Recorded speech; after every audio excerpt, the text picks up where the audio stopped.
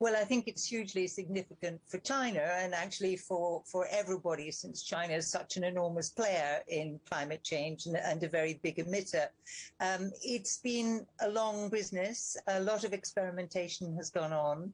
And, I think that the launch of this scheme has been awaited with some anticipation by the rest of the world, because if it operates correctly, if it operates well, it could be a major factor in helping China get to its 2060 target of carbon neutrality. So how long will it take to see any impact on China's overall emissions? What are we talking here, years? Well, I guess if the EU ETS is anything to go by, that launched in 2005, and it's relatively recently that it's begun to have some traction. But that's really all in the design and the execution. And when the EU ETS was the first one. So again, there was a certain amount of tentative motion.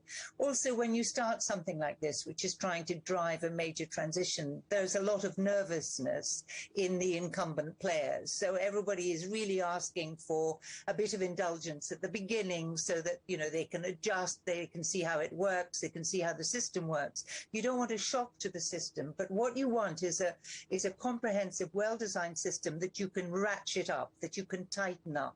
And that's what's happened in Europe. So the price of carbon has gone from $11 a ton, which does nothing, to 55, 60, which is beginning to have an effect. And that is driving change. And it gives a kind of certainty to investors, to people who are planning beyond the power sector, people who use a lot of power, like steel or cement or heavy industry, can now plan, because they know that in the future, the cost of emission is going to go in one direction. It's going to go up.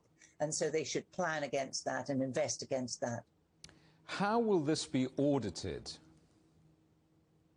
Well, that's a big question. China will audit its own, and that will be hugely important. And I think the transparency of that auditing system will be hugely important to the credibility of the trading system. But in theory, the market will demand that when it manages the transition to a market system. You can audit emissions pretty effectively remotely these days. The technology exists.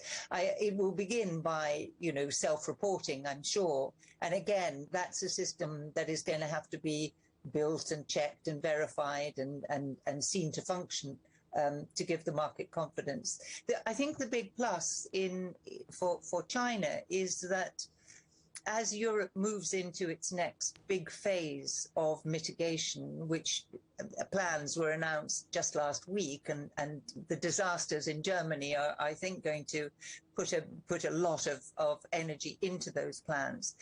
They are likely to include some kind of border adjustment mechanism to protect low carbon industries in Europe from cheaper competition. So the alignment of these two systems would allow Chinese goods to be recognized within that European system, and it would greatly facilitate trade. So I think there's a big interest in getting these two systems into alignment, into mutual recognition, and closing the price gap, which will take a while. Let's compare these two systems, China and Europe's practices. China's starting price is relatively low. Why is that? Well, it's as I said, you don't want to start off with a shock. Europe started off with a low price. It also started off with very generous allowances, free allowances, and that means that the price is low on the market. And China is pretty much doing the same. Also, China hasn't set an absolute cap. It's set an efficiency target, essentially. So it's quite loose right now. We would very much expect that to as I say, to be ratcheted, to tighten up. That will drive the price up. But as you start off, certainly it was the case in Europe that there was a generosity, perhaps an over-generosity in allowances at the beginning.